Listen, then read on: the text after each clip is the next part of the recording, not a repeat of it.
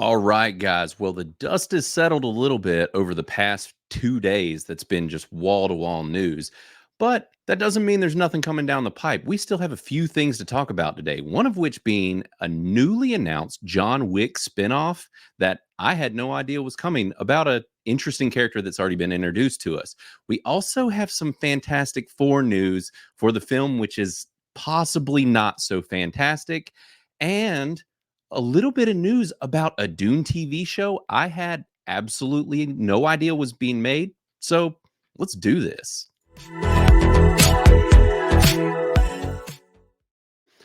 All right, guys. So, first and foremost, if you don't know, make sure to go to criticless.com. That's critic and then less. Criticless.com. Download the app in Android or Apple stores, or you can just go to the website. Make sure to do one of the above and come and say hello. But before we get started on the news today, I actually wanted to do a little bit of Criticless talk. If you did not know, we have a group within Criticless, and it is called Criticless Cast. We have groups where you can go and talk with people about all sorts of things, entertainment related or otherwise. But we have a Criticless Cast group, and this morning I was just I was assaulted. I was deeply offended from some of our viewers here because Chick Ginger just decided to wake me up just with this hot and spicy take saying that my yelling ugly mug had offended her yesterday. I just brought too much heat with all that spicy news. And then for the users, she chimes in and says that I am bringing noon energy instead of 6 a.m. energy. And guys, I need you to know something. I got a spoiler alert. I'm recording this today at 2:30, and I happen to bring a little something called my hater blockers because I'm blocking out these haters. And I'm not coming in with noon energy, baby. I'm coming in with 2:30 energy. So I hope that you guys are ready for the motherfucking news with that 2:30 energy. Coming in hot. I ain't gonna bring you the sultry tones and talk real quiet like. I'm gonna bring you the news. So with that being said, let's get into it. What is the news? It's that we are getting a John Wick spinoff starring Donnie Yen, who was in the John Wick 4 film recently. He was a blind assassin called Kane. And this is going to be a standalone film, which I am actually pretty excited about. So, what they say about this is that he has inked a deal to reprise his role of Kane, the highly skilled blind assassin introduced in John Wick 4, which I have already said all of this, in a new film from Lionsgate set to shoot in Hong Kong next year. So that's pretty cool. We've got a Hong Kong film, so that's a Chinese setting, which is new for this kind of John Wick world. And the studio announced that today. It says, while the logline is being kept under wraps, the new film will continue Yin's story arc following the events of Chapter 4 as Kane has been freed from his obligations at the High Table. Spoiler alert for John Wick 4, folks. So they're saying that this is a new film, that the new film is being developed in part of Chad Stahelski's recently announced deal with Lionsgate, which I did not know that he had, to oversee the expansion of the John Wick universe, and will be shepherded by franchise producers Basil and Eric Lee, who worked on John Wick 4 for Thunder Road Productions. So now, with all that being said, I will say that I think that John Wick 4 is easily the weakest of the bunch. Here on Criticless, it's sitting at a 78, though, which is not that bad. Now, granted, the other films are sitting fairly high, which this kind of highlights something for me that you guys might need to know about Criticless, which is our Friends with Benefits feature, which is where you can get an aggregate of a score from just the people who you were friends with. So my Friends with Benefits score happens to be a 50 for this movie, and my score I gave it was a 40. I know that's a hot and spicy take. Don't come at me with pitchforks. Sorry, guys. Either way, I got my hater blockers on, so you can't get to me. But yeah, so it says that I got a 50% from my Friends with Benefits, which totally makes sense, and I ended up not liking it very much. And I can see what all of them said here. Jeremy with I Miss Good Movies gave it a 39. We've got a 50 in here, a 40. So it explains why this score is low, and a 38. So we've only got one high one out of my Friends with Benefits bunch. But either way, I thought this was the weakest. But I can say that in John Wick 4, Donnie Yen's character was the shining light of new characters in this new movie, and I think it's pretty cool. So this is actually pretty exciting news, and I would be interested to see where the John Wick franchise goes from here. It could be pretty interesting. So I'm I'm down to see it. Let's watch it. Let's do it. I just hope that it's better than John Wick 4. I think that they just doubled down a little bit too hard, and there's a scene with stairs, and it goes full Looney Tunes. So maybe let's keep the Looney Tunes meter down a little bit and crank up what we were capitalizing on there in like John Wick 1 and 2. So yeah, sounds pretty awesome. Now the next bit of news, not so cool. It's Fantastic Four news. More spicy Fantastic Four news. This movie has gone through development hell over the past, I don't even know how long they've been developing this thing. It's gone through multiple directors and all sorts of things. Now, what they have announced is that Natasha Lyonne is the latest to join the ensemble cast. Now, if you were not paying attention to the news recently, it's that Julia Gardner also got announced to play the Silver Surfer, which is typically a male character. Now, they're saying that this is going to be a different version of the Silver Surfer. It's going to be a female version that technically exists in the comics, but that's not what people want to see first and foremost in the MCU. It is the regular, normal Silver Surfer that we're all used to. So this is makes me a little nervous as well, because Natasha Lyonne is a fairly controversial creator and actor. And now, granted, that she might not bring that into this film, but it's just kind of rolling along with this newer news of like the fact that they got Pedro Pascal to play Reed Richards. A lot of people do not think that he is Reed. I personally as well do not think he's a good fit. I'm also just tired of seeing Pedro. He's a good actor, but he doesn't need to be in everything ever.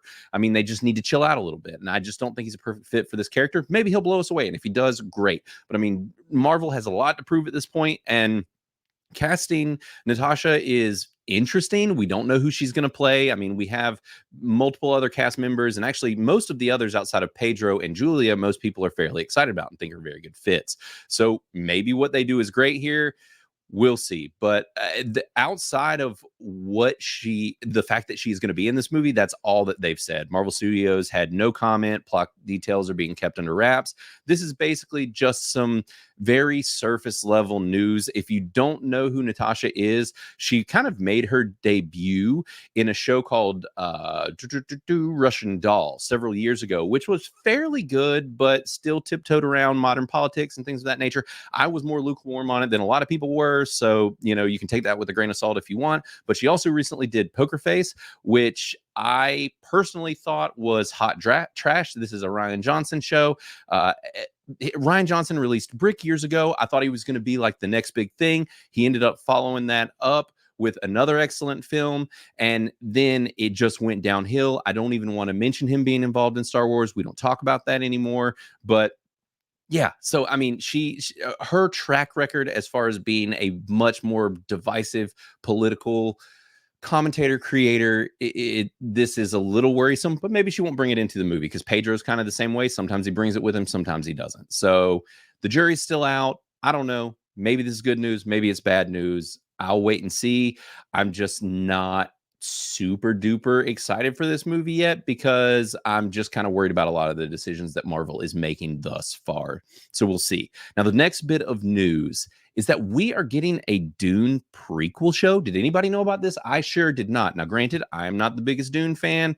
I've had some controversial hot takes on Dune in the past. And so, it's not my franchise. I'm interested to see where it goes. And actually, I'll say, so what they did was, the bit of news that this is that they've actually dropped a trailer, which I'd recommend you go check out. We'll have this article in the show notes. You can find the trailer pretty easily. So definitely dig it up and see what you think. And depending on where you sit with the Dune universe, I guess might depend on whether you are going to watch this or not. But I did watch the trailer before doing the show, and I think it's actually got some Game of Thrones vibes to it. And the fact that this is a prequel, it seems like a lot of the material is not going to take place on Dune itself. This is actually going to be a show about the Bene Gesserits, which are kind of the witchy folks in the series. So that kind of leans into that Game of Thrones vibe, which I could get behind. They're saying that this is going to be a 6-episode season, and it's going to premiere this fall. So, I mean, the show is ready to rock. If you look at the trailer, it's pretty well produced. It's pretty well made. I'm curious to see if they can carry on the vibe and the cinematography that is from this film series that we've gotten so far. I hope that they pull back on the art house stuff a little bit and just give us some of the meat and potatoes instead of people staring at sand. That's all I ask. Just less staring at sand from Dune, please. Which I think we're going to get in the show. If you watch the trailer, there's a lot. I saw snow. I did see some sand, but I saw some interesting buildings, some grass, some trees. None of that we got in these two Dune movies. So, that's a good sign for me. I want some texture to this franchise. So, what it says is from the expansive universe of Dune, created by acclaimed author Frank Herbert and 10,000 years before the ascension of Paul Atreides, Dune prophecy follows two Harkonnen sisters as they combat forces that threaten the future of humankind and establish the fabled sect that will become known as the Bene Gesserit. The official logline reads, Dune Prophecy is inspired by the novel Sisterhood of Dune, written by Brian Herbert. So this is based off of one of the sequel, or well, I guess technically prequel, sequel novels written by, I think, Frank Herbert's son, if I'm not mistaken. Now, I've heard some shade thrown on these, so I'm interested to see what this ends up actually being and if people like it. And there is a cast list down here as well, but the name, honestly, that jumps out to me most is Travis Fimmel, who became famous from the Vikings television series. So I'm really interested to see what he does in the show. He's been in multiple other things since Viking, and I've loved him in all of them. So this show could be really cool. This might be another big budget Max show, and that sounds fun. I mean, I'm always down for when they put out this kind of thing, and if they're capitalizing on that Game of Thrones vibe and feel, but in this universe, let's do it. Now, the very last bit of news that I was going to talk about that you guys might have seen rumblings of on the internet is about the show Agatha. Now, Agatha recently had a title for the show announced and then deleted and taken off the internet. This has happened like multiple times at this point. The show has had multiple names, and every time it happens, people are just talking more and more crap. Now, I feel it turns out that this was a marketing tactic, but I feel that this might have been a bad move on their part simply because Marvel has not been in everyone's good graces lately. So when they announced this new name, it kind of went over like a freaking wet fart. Like everybody was just like, what is happening? Why are we getting another name change? So what they have said is that it gets an official final title and a release date. And they have released this little video here on Instagram, and I'm going to mute it. But basically, see the Darkhold Diaries, they called it, and then they moved to the House of Harkness, Coven of Chaos. The next one was the weirdest, which was the Lion Witch with Great Wardrobe. And now they have settled on it was Agatha All Along, which is the song from the show. And they say it's going to be a 2-episode premiere on 9/18/24 on Disney Plus. Now, a lot of people are like, nobody asked for this. Who wants this? I'm not that type of person. This show is cool. If it's fun, I'll watch it. I've watched all the Marvel shows thus far. Some of them have been terrible, absolutely terrible. Do not even get me started on Echo. It's one of the worst things I've ever seen in my life. It should have never made it to television. They should have just pulled the plug and shelved it like DC did that Batwoman movie. So, I mean, that's my opinion on that. But Agatha All Along could be interesting. The whole song and bit that came from the other television show with WandaVision did really well. It went viral. A lot of people liked it, thought it looked cool. And so I'm down to watch this. I mean, now we know that they were just playing a little marketing game, and they've just been changing the name over and over again just to say that it was Agatha All Along. So I'll watch it. And apparently people have been getting brief looks over the past couple days. They did upfronts with Disney, and so they got a look into the Ironheart show along with other things, and that's where this was released. So I am curious to see if this show ends up being any good. Maybe they'll dig into the witchy world of Marvel and some of the stuff that we didn't get to look into when we got to watch WandaVision and the stuff that we saw with her character over the years. So this could be fun. I don't know. The jury's out, but we'll see. So now there's a lot of TV show stuff brewing and some movie stuff as well. It's not no news. It's not all good news or bad news. Just some news for you guys to check out. And I'll go ahead and, remove these hater blockers for today. But I'm sure that they're going to come in and bring the heat in the Criticless Cast group once again and just start throwing shade on me. But I'm ready. The blockers are here. They're just waiting for when y'all want to throw me some shade. So in all honesty, guys, this has been a blast. Really, I'm happy y'all show up day after day and listen to me BS about news. It's been a lot of fun. Make sure to go to criticless.com, download the app, come say hi. I'm basically your MySpace Tom. I'll be there as your first friend, ready and waiting. So, say hello and just come have fun. Join the Criticless Cast group.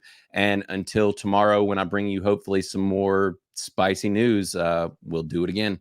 Later, guys.